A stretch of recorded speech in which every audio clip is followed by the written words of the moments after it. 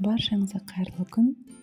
Арнама қош келдіңіздер. Бүгін сіздермен үйде бар заттан жасалынатын, жасалуы өте оңай пирогтың рецептімен бөлсем. Менімен бірге дайындап көріңіздер. Ол үшін видеоның соңына дейін көріп, тіркелуді ұмытпаңыздар. Ол үшін ұн, қант, бөлме температурасындағы сары май, жұмыртқа, қаймақ, қопсытқыш және тұз қажет болады. Ең алдымен бөлме температурасындағы сары майды ыдысымызға салып аламыз. Артынан қантты және тұзды қосып, миксердің көмегімен ағарғанша миксерлейміз.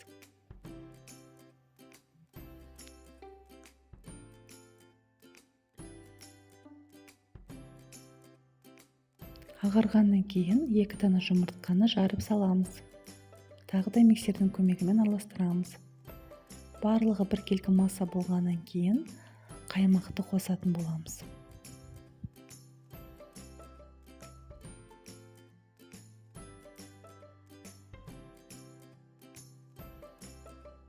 Барлығын араластырып болғаннан кейін ұнды електен өткізіп қосамыз. Оның барлығын бірден қоспаймыз, шетінен қосып отырамыз.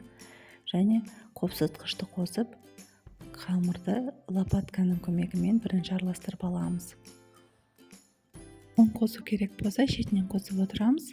Себебі ол ұнның, яғни құрамына байланысты, қосып жатқан қаймақтың майлылығына, жұмыртқаның көлеміне байланысты. Міне дәл осындай жұмсақ қамыр болып шығуы қажет. Холодильникке, яғни тоңазытқышқа жарты сағатқа салып қоямыз. Жарты сағаттан кейін қамырымызды 2 бөлікке бөліп, видеодағыдай жайып шығамыз. Ұнды көбірек қоспауға тырысамыз. Ұнды көбірек қосатын болсаңыздар, пирогтарыңыз қаттылау болып қалады.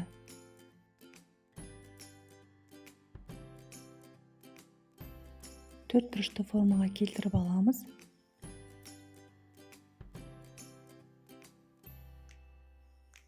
Менде 20-30 формасында шықты. Енді вилканың көмегімен дәл видеода кесіп шығамыз. 180 градуста 12 минут шамасында ғана пісіреміз, одан артық пісірмейміз. Екінші қамырды да дәл солай жасап шығамыз.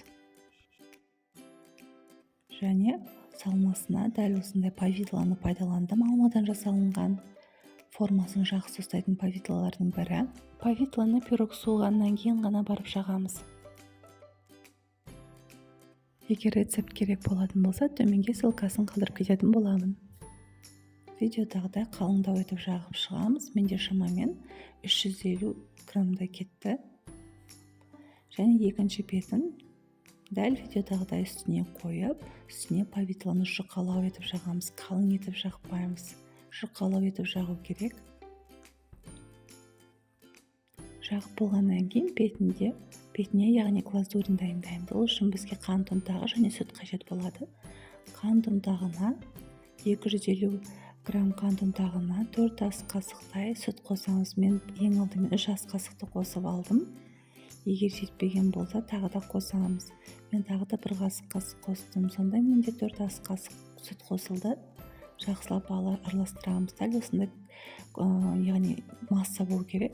Және де бетіндегі өрнегін дайындау үшін 1 ас қасық, 1,5 ас қасық қант ұнтағын бөліп алып, оған толтырмай 1 ас қасық какао қосамыз. Егер де қою болып бара жатса, тағы да кішкене сүт қосуларыңызға болады. Қосқан кезде де қатты сұйық болып кетпеу қажет. Барлығын қадағалайсыздар.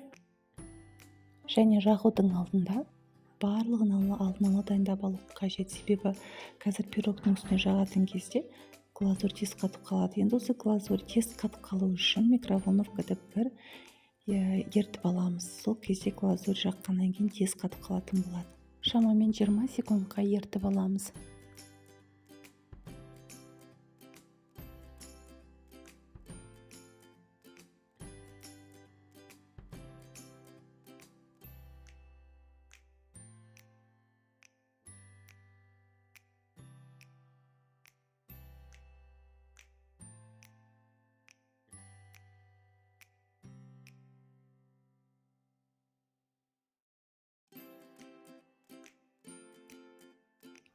Бірде болу үшін шеттерін тегістеп кесіп аламыз. және өздеріңізге қажетті көлемде кессеңіздер болады. Мен дәл видеодағыдай кесіп шықтым. Жасап көріңіздер, өте дәмді болып шығады. Егер видео сіздерге ұнаса, комментарий қалдырып, лайк басуды ұмытпаңыздар. Сіздерге ас болсын.